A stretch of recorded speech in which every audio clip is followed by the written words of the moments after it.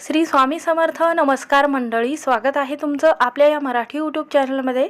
स्वामींच्या कृपेने आपला दिवस आनंदाचा हीच मी स्वामींच्या चरणी प्रार्थना करते आणि आजच्या नवीन व्हिडिओला सुरुवात करूया. आज मोठी अंगारक संकष्ट चतुर्थी आलेली आहे.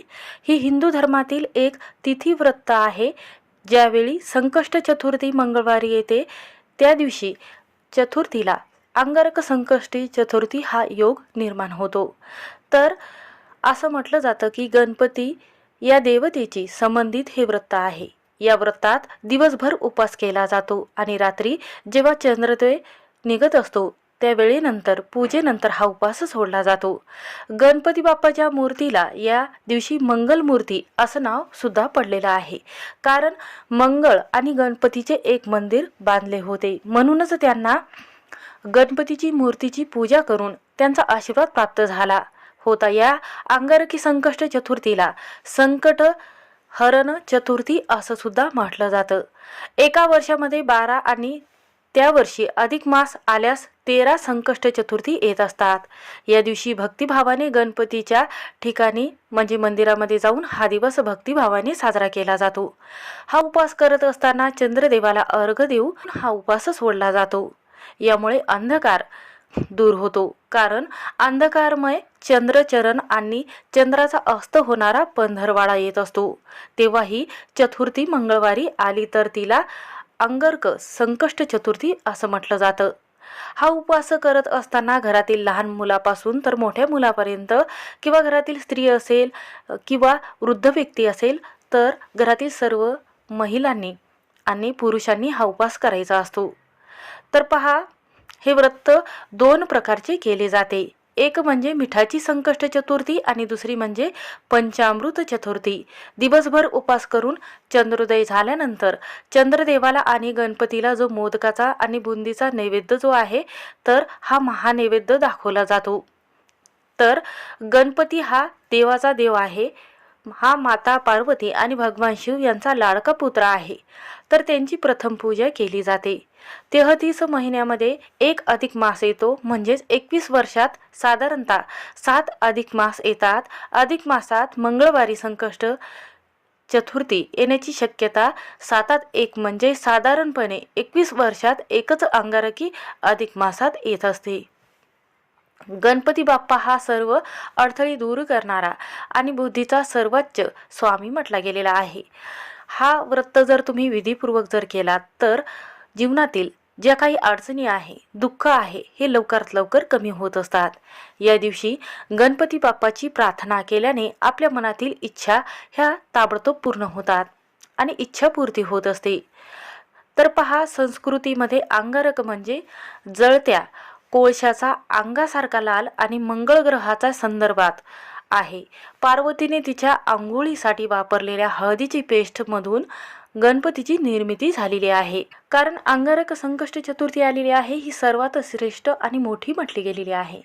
हिंदू मराठी नवी वर्षातील ही पहिलीच अंगारक संकष्ट चतुर्थी आहे. त्यामुळे या चतुर्थीला विशेष महत्त्व दिलं जातं. जी व्यक्ती अंगारकी चतुर्थीला गणरायाची मनोभावे आणि पंचोपचारे पंचामृताने पूजा करते त्या व्यक्तीला पाहिजे ते फळ त्यांना प्राप्त होत असते.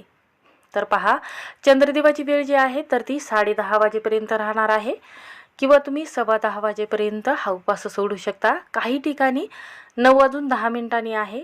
तर तुमच्या वेळेनुसार तर हा उपवास तुम्ही सोडू शकता. गणपतीची आरती करायची आहे आणि लहान मुलापासून तर मोठ्या मुलांपर्यंत या दिवशी अथर्वशीर्षाचं पठण करायचं आहे. कारण अथर्वशीर्षाचं पठण केल्यामुळे आपल्या जीवनातील जे काही अंधार आहे, दुःख आहे, दारिद्र्य आहे ती कमी होते. कारण पहा, गणपती बाप्पा या अंगारकी चतुर्थीला 4 मस्तक आणि 4 हाताच्या रूपामध्ये असल्यामुळे त्यांची विविध पद्धतीने जर पूजा केली किंवा मंदिरामध्ये जाऊन पूजा केली तर याचं 1000 पटीने फळ आपल्याला प्राप्त होते. अंगारकी चतुर्थीला जर तुम्हाला उपास करणं झाले नाही किंवा हा मंत्र तुम्हाला म्हटलं जमलं नाही तर संध्याकाळी आवर्जून या मंत्राचा जप आपल्याला करायचा आहे. यामुळे वास्तुदोष, नकारात्मकता दूर होते. आणि संध्याकाळी कापुरासोबत ही वस्तू आवर्जून आपल्याला जाळायची आहे. ही वस्तू जाळल्याने पती पत्नीमधील वाद कमी होतात, घरामध्ये एकोपा तयार होतो. एखादा शत्रू असेल तर तो शत्रू घरामध्ये येऊन तुमची माफी मागेल. घराची आणि मुलाची कुटुंबाची इतकी प्रगती होईल की घरामध्ये पैसा खेळू लागेल. कुटुंबावर कधीही विघ्न संकट येणार नाही. म्हणून संध्याकाळी आपल्याला कापुरासोबत कोणती वस्तू जाळायची आहे आणि असा हा एक महामंत्र जो आहे तर तो संध्याकाळी म्हणायचा आहे, ज्यामुळे घरातील आर्थिक अडचणी दूर होतील, मुलाचे सर्व संकट विघ्न हे दूर होतील. म्हणून हा उपाय कोणत्या वेळी करायचा आहे, का करायचा आहे, कसा करायचा आहे याची संपूर्ण माहिती या व्हिडिओमध्ये तुमच्यासोबत शेअर करणार आहे. त्यामुळे व्हिडिओ हा शेवटपर्यंत नक्की पहा. चॅनलवर नवीन असाल तर नक्की सबस्क्राईब करा आणि कमेंटमध्ये ओम गण गणपते नमः हा मंत्र लिहायला विसरू नका. असेच नवनवीन व्हिडिओ पाहण्यासाठी बेल आयकॉनला नक्की प्रेस करा आणि जेव्हा मी नवीन व्हिडिओ अपलोड करेन त्याचं नोटिफिकेशन सर्वात अगोदर तुम्हाला भेटेल आणि तुम्ही एक पण व्हिडिओ मिस करणार नाही. तर पहा, असं म्हटलं जाते की जेव्हा आपण हा मंत्र तोंडी म्हणतो किंवा एखादी माळ जप करत असताना आपण एक एक मणी पुढे ढकलत हा मंत्र म्हणतो, तेव्हा आपल्या जीवनात आणि आपल्या कुंडलीमध्ये जे राहू आणि केतू आणि मंगळ दोष आहे तर याचा प्रभाव जो आहे तर याचा विपरीत परिणाम आपल्या जीवनावर होत नाही. वैवाहिक जीवन चांगलं बनत असते आणि आपल्या कुटुंबामध्ये एकोपा तयार होतो. आपल्या मुलांचं कल्याण होत असते. त्यांच्या जीवनामध्ये जे संकट आलेले आहे किंवा बुद्धीमध्ये प्रगती होत नसेल तर भरभरून यश मिळत असते. त्यांच्या बुद्धीमध्ये तल्लख बुद्धी बनत असते आणि अचानक आलेले अडचणी संकट हे येत नाही. पहा, आपलं 10 मिनिटाचं एखादं काम असतं तर त्या कामासाठी आपल्याला अर्धा तास 1 तास लागत असतो. हे विघ्न सतत तुमच्या जीवनामध्ये आलेले असेल, तुम्ही याचा अनुभव घेतलेला असेल. पण पहा, जेव्हा आपण गणपतीची पूजा करतो, सेवा करतो, तेव्हा जे अचानक संकट आलेलं आहे तर ते थांबत असते आणि आपलं 10 मिनिटाचं काम आहे तर ते फक्त 5 मिनिटात होत असते. तुम्ही हा जो उपाय आहे तर तो करून पहा, तुम्हाला याचा अनुभव नक्की येईल. तर पहा, गणपती बाप्पांचा आशीर्वाद तुमच्यावर आणि तुमच्या कुटुंबावर सदैव राहील. कारण हा व्हिडिओ तुमच्यासाठीच आहे. म्हणूनच अंगारकी संकष्ट चतुर्थीच्या दिवशी संध्याकाळी आपल्याला जेव्हा 6 वाजतात ना तर त्या वेळेमध्ये आपल्याला हा उपाय करायचा आहे. किंवा तुम्ही 10 किंवा 11 वाजेपर्यंत ज्या वेळेमध्ये चंद्र निघतो त्या वेळेमध्ये तुम्ही हा उपाय करू शकता. आपल्याला आवर्जून लक्षात घ्यायचं आहे की आरती ही जेव्हा चंद्र निघत नाही त्या अगोदर आपल्याला 10 वाजता किंवा 9 वाजता आरती करून घ्यायची आहे. गणपतीला आपल्याला नैवेद्य जो आहे बुंदीचा किंवा जे मोदक आहे खोबऱ्याचा आणि जो त्यामध्ये गूळ टाकलेला आहे तर ते नैवेद्य जे आहे तर ते अगोदर दाखवायचं आहे. आरती करून घ्यायचे आहे. अथर्वशीर्षाचं पठण करायचं आहे. संकटमोचन या स्तोत्राचं पठण करायचं आहे आणि त्यानंतर आपल्याला देवाला नैवेद्य दाखवायचा आहे. त्यानंतर चंद्रदेव निघेल त्या वेळेमध्ये चंद्रदेवाला अर्घ्य द्यायचा आहे, नैवेद्य दाखवायचा आहे. तोच जो तुम्ही गणपती बाप्पाला दाखवलेला आहे तोच नैवेद्य आपल्याला चंद्रदेवाला दाखवायचा आहे. यामध्ये तुम्ही खीरही बनवू शकता.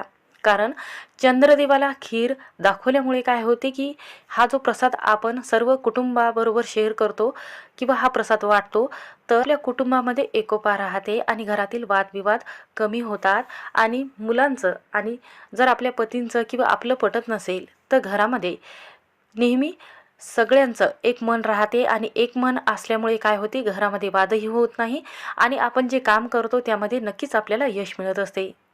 तर पहा, तुम्ही रात्री 10:30-11 वाजेपर्यंत हा उपाय करू शकता. चंद्रदेवाची वेळ जी आहे तर ती 10:30 वाजता आहे. या वेळेमध्ये तुम्ही उपास हा सोडला तरीही चालेल. तर संध्याकाळी तुम्हाला काय करायचं आहे, एक वस्तू आवर्जून जाळायची आहे. तुमच्यावर येणारं विघ्न जे आहे किंवा संपूर्ण दारिद्र्य हे संपणार आहे. तुम्हाला प्रत्येक कामामध्ये यशप्राप्ती नक्कीच मिळणार आहे. घराची आणि मुलाची इतकी भरभराट होईल की घरामध्ये पैसा येऊ लागेल. कारण गणपती बाप्पा हे विघ्न दूर करणारे आणि बुद्धीचे देवता म्हणून ओळखले जाते. ते भक्तांना कधीही एकटं सोडत नाहीत. त्यांच्या प्रत्येक कामामध्ये त्यांना यश नक्कीच मिळवून देत असतात. आपल्या भक्तांच्या इच्छा ह्या लवकर पूर्ण करत असतात. त्यांना कधीही विघ्न येऊ देत नाहीत. कारण गणेश तत्व हे देवी शक्ती ही पेक्षा खूप प्रमाणात जागृत आपल्या पृथ्वीतलावर आजच्या दिवशी असते. म्हणून त्यांची पूजा केली जाते. या दिवशी आपण हा उपाय जर केला तर या उपायाने आपल्याला आणि आपल्या कुटुंबावर अधिक पटीने फलश्रुती प्राप्त होत असते. या अंगारकी चतुर्थीच्या दिवशी गणपती बाप्पाची पूजा आराधना आणि हळदी कुंकू अर्पण करून आपण जर एक टिळक जर 11 तांदूळाचा जर लावला तर जीवनात येणारे यश हे नक्कीच प्राप्त होत असते. या दिवशी हे व्रत केल्याने गणपती बाप्पाची कृपा जी आहे तर ती संपूर्ण कुटुंबावर राहत असते. तर पहा, या दिवशी अंगारक चतुर्थीच्या दिवशी संकटनाशन गणेश या रूपाची पूजा आपण करत असतो.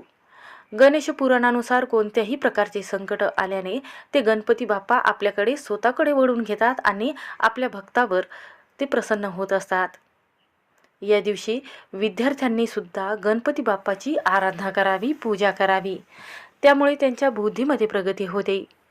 घरामध्ये सुद्धा जे शिक्षण घेणारी मुलं आहेत तर त्यांनी आवर्जून या दिवशी संकटमोचन या स्तोत्राचं पठण करावं आणि करून घ्यायचं आहे आईने आपल्या मुलांकडून. आणि त्यानंतर गणपती बाप्पाला आपल्याला काय करायचं आहे, 21 दुर्वा अर्पण करायचे आहेत, जास्वंदाचं फूल अर्पण करायचं आहे. यामुळे मुलाच्या शैक्षणिक प्रगतीमध्ये भरभरून यश मिळत असते. तर आता तुमच्या घरामध्ये सतत वादविवाद होत असेल, पती पत्नीमध्ये एकोपा राहिलेला नसेल, मुलाचं भांडणं किंवा घरामध्ये येणारा एखादा शत्रू असेल तर तो तुमच्यासोबत आणि तुमच्या मुलासोबत वाद घालत असेल, किंवा तुमच्या घरामध्ये आर्थिक स्थिरता राहिलेली नसेल, कोणत्याही कामामध्ये तुम्हाला पाहिजे तशी फलश्रुती मिळत नसेल, आपली एखादी इच्छा राहिलेली असेल, ती इच्छा खूप दिवसापासून तुम्ही मनामध्ये ठेवलेली असेल, ती इच्छा पूर्ण करण्यासाठी तुम्ही धडपड करत आहात, त्यासाठी हा एक उपाय करून पहा. हा मंत्र नक्की म्हणा. तुमच्यावर सतत वारंवार विघ्न येत असेल, कोणत्याही कार्यामध्ये लग्न कार्य जर तुमचं लवकरात लवकर जुळावं असं तुम्हाला वाटत असेल तर हा उपाय तुमच्यासाठीच आहे. तुमच्या मुलांबाळाचं कल्याण होणार आहे. तुम्ही कष्ट करत आहात, मेहनत करत आहात, त्या मेहनतीचं तुम्हाला नक्कीच फळ मिळणार आहे. तर पहा, हा उपाय तुम्हाला कोणत्या वेळी करायचा आहे ते बघूयात. तर पहा, आपल्या घरामध्ये एखादी आजारी व्यक्ती असेल तर हा उपाय त्यांच्यासाठी सुद्धा आहे. तर त्यांचं आजारपण जे आहे तर ते कमी होईल. औषधी गोळ्या चालू असेल एखाद्याला तर त्यांच्या औषधी गोळ्या ज्या आहेत तर त्या कमी होऊन त्यांच्या आजारपणामध्ये भरभरून यश मिळेल. त्यांना आजारपण नावालाही उरणार नाही. त्यामुळे अंगारक चतुर्थीच्या दिवशी केलेला उपाय जो आहे तर तो कधीही श्रेष्ठ फळ देणारा असतो. या दिवशी आपण काही खास उपाय जर केले तर आयुष्यामध्ये आपल्याला सकारात्मक बदल जे आहे तर ते आपल्या घरामध्ये पाहायला मिळतात. नकारात्मक ऊर्जा जी आहे तर ती निघून पॉझिटिव्ह एनर्जी घरामध्ये तयार होते. घरातील वातावरण हे शुद्ध होते. तर तुमच्या देवघरामध्ये एक शुद्ध तुपाचा दिवा लावून घ्यायचा आहे आणि त्यानंतर आपल्याला हा उपाय करायचा आहे. तर हा उपाय आपल्याला करण्या अगोदर हातामध्ये हिरव्या बांगड्या घालायच्या आहेत, साडी घालायची आहे आणि त्यानंतर आपल्याला हा उपाय करायचा आहे. तर आपल्याला काय करायचं आहे, या दिवशी सर्वात प्रथम गणपती बाप्पाची हळदी कुंकू लावून पूजा करून घ्यायची आहे आणि त्यानंतर लाल जास्वंदाचं फूल अर्पण करायचं आहे. एक मोठी आणि आपल्याला एक पितळेची प्लेट घ्यायची आहे. त्यावर आपल्याला काय करायचं आहे, भीमसेन कापुराचं एक मोठं भांडं घ्यायचं आहे किंवा पंती घेतली तरीही चालेल. त्यामध्ये आपल्याला तांदूळ टाकायचे आहेत आणि त्यानंतर काय करायचं आहे, आपल्याला जेव्हा आपण कापुराचं भांडं घेतो तेव्हा ते खाली ठेवायचं नाही, हातामध्ये घ्यायचं आहे. त्यानंतर काय करायचं आहे, 5 किंवा 7 किंवा 11 या संख्येमध्ये आपल्याला काय करायचे आहे, भीमसेन कापुराच्या वड्या घ्यायच्या आहेत. जर तुमच्याकडे भीमसेन कापूर नसेल तर तुम्ही साधा कापूर घेतलात तरीही चालेल. त्यानंतर आपल्याला ओलं खोबरं घ्यायचं आहे. आवर्जून ओलंच खोबरं घ्यायचं आहे, कारण ओल्या खोबऱ्यामध्ये आपल्या घरातील जी नकारात्मकता आहे, दृष्ट आहे, लागलेली आहे, मुलाला नजरबांध आहे तर ती निघून जात असते या ओल्या खोबऱ्याच्या वाटेने. आपल्याला संध्याकाळी नारळ फोडायचा आहे आणि त्यानंतर जे खोबरं आहे ओलं तर त्याचा तुकडा थोडासा घ्यायचा आहे. त्यानंतर काय करायचं आहे, यावर आपल्याला सर्वात प्रथम जे कापुराची वडी आहे ती ठेवायची आहे. त्यानंतर त्यावर आपल्याला काय ठेवायचं आहे, तर आपल्याला जे लवंग आहे, ज्याचं फूल जे आहे तर ते तयार आहे, त्यावर तुटलेलं नाही असं आपल्याला ज्यावर फूल आहे लवंग असे लवंग घ्यायचे आहे. लवंग इथे 5 आपल्याला घ्यायचे आहे. तर इथे लवंग आपल्याला काय घ्यायचे आहे, तर असं म्हटलं जातं की लवंग जे आहे ती आपल्या घरातील शत्रुपीडा, नकारात्मकता आणि घरातील वादविवाद दूर करून धनप्राप्ती आणि यशप्राप्ती होण्यासाठी ही लवंग वापरली जाते. जेव्हा घरामध्ये लवंग ही जाळली जाते तेव्हा याचा धूर जो आहे तर तो संपूर्ण घरामध्ये पसरत असतो, ज्यामुळे आपल्या घरातील जे जीवजंतू आहे तर ते नष्ट होतात. पहिल्यांदा काय करायचं आहे, आपल्याला एक कापुराची वडी ठेवायची आहे. त्यावर आपल्याला काय करायचं आहे, एक लवंग जी आहे तर ती ठेवायची आहे. त्यानंतर कापुराची वडी जी आहे तर ती प्रज्वलित करायची आहे. अर्धा चम्मच तूप टाकायचं आहे. त्यानंतर दुसरी वडी आपल्याला टाकायची आहे. असं टाकत असताना आपल्याला अथर्वशीर्षाचं पठण करायचं आहे. अशा 11 किंवा तुम्ही 5 घेतलेल्या असेल, 7 घेतलेल्या असेल कापुराच्या वड्या, तर तुम्ही अशा पद्धतीने प्रज्वलित करू शकता. जोपर्यंत अथर्वशीर्षाचं पठण होत नाही आपल्याकडे एक वेळा, तोपर्यंत आपल्याला ह्या कापुराच्या वड्या प्रज्वलित करायच्या आहेत. त्यानंतर काय करायचं आहे, आपल्याला इथे पिवळ्या रंगाची मोहरी घ्यायची आहे. त्यानंतर हे जे कापुराचं भांडं आहे तर हे आपल्याला मुख्य उंबरवट्यावर घेऊन जायचं आहे. त्यानंतर पिवळी मोहरी हातात घेतल्यानंतर मुलाच्या अंगावरून आपल्याला 7 वेळा उतरून घ्यायचे आहे. मुलाला आपल्याला दक्षिण दिशेला तोंड येणार नाही, पूर्व किंवा उत्तर दिशेला तोंड येईल असं बसवायचं आहे. त्यानंतर मुलाच्या अंगावरून आपल्याला जशी घड्याळ फिरते तसं गोल आकारामध्ये हे जे मोहरी घेतलेली आहे, ही जी मोहरी घेतलेली आहे तर अशी फिरवत असताना गोल आकारमध्ये तर मुलाच्या अंगावरून आपल्याला ही 7 वेळा मोहरी जी आहे तर ती उतरून या कापुराच्या भांड्यामध्ये टाकायची आहे. तिथेही आपल्याला एक कापुराची वडी प्रज्वलित करून संपूर्ण जे उंबरवटा आहे त्यावर धूर दाखवायचा आहे. आणि तर या भांड्यामधील ज्या वस्तू आहेत तर त्या आपल्याला काय करायच्या आहेत, एखाद्या निर्माल्यामध्ये टाकायच्या आहेत. हे खोबरं जे आहे तर ते चुकूनही मुलाला खायला देऊ नका, कारण या खोबऱ्याने आपल्या घरातील जे दारिद्र्य आहे तर ते कमी करण्यासाठी किंवा नकारात्मकता दूर करण्यासाठी या खोबऱ्याचा वापर केलेला आहे. म्हणून हे खोबरं जे आहे तर ते आपल्याला निर्माल्यामध्ये टाकायचं आहे. चुकूनही मुलाच्या हातामध्ये खायला देऊ नका, कारण यामध्ये असणारी जी घरातील नकारात्मकता आहे तर ती आकर्षून घेतलेली आहे. म्हणून आपल्याला हा विधी जो आहे तर तो विधीपूर्वक करायचा आहे. तर पहा, यानंतर दोन्ही हात जोडून आपल्याला आपल्या मनातील इच्छा व्यक्त करायच्या आहेत. आपल्या घरामध्ये सुखसमृद्धी यावी आणि घरामध्ये भरभरून मुलांच्या प्रगतीचे मार्ग जे आहेत तर ते मोकळे होण्यासाठी या दिवशी हा मंत्र आवर्जून म्हणायचा आहे. तर तो मंत्र असा आहे, तर हा मंत्र 108 वेळा का म्हणायचा आहे, तर यामुळे आर्थिक समस्या दूर होतात, घरातील विघ्न दूर होतात आणि एखादा शत्रू जर असेल तर तो आपल्या कामामध्ये सतत विघ्न आणत असेल, घरामध्ये सतत वादविवाद त्याच्यामुळे येत असेल, तर हा मंत्र इतका प्रभावी आहे की कोणत्याही कामामध्ये तुम्हाला यश मिळेल आणि अडचणी दूर होण्यास, तसंच समोरील एखादी व्यक्ती वश होऊन कार्यपूर्ती होण्यासाठी हा वरील जो मंत्र आहे तर तो 108 वेळा आवर्जून म्हणायचा आहे. तर मंत्र असा आहे, ओम सिद्धिविनायका सर्व कार्य कर्त्रे सर्व विघ्न प्रशामनाय सर्व राज्य विष्णू करणाय सीम ओम स्वाहा. हा जो मंत्र आहे इतका प्रभावी मंत्र आहे की घरामध्ये जर पती-पत्नीमध्ये वाद होत असेल तर या मंत्राने ते कमी होते. म्हणून 108 वेळा हा मंत्र आवर्जून म्हणायचा आहे, किंवा तुम्ही हा मंत्र म्हटला तरीही चालेल.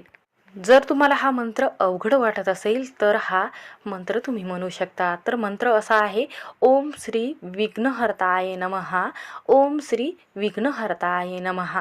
हा मंत्र इतका प्रभावी आहे की या मंत्राने घरातील विघ्नही दूर होतात आणि घरातील वाद विवाद कमी होऊन घरामध्ये शांततेचं वातावरण तयार होते. म्हणून हा उपाय करून पहा, सर्व कामामध्ये तुम्हाला नक्कीच यश मिळेल. श्री स्वामी समर्थ. व्हिडिओ आवडला असेल तर स्किप न करता शेवटपर्यंत नक्की पहा.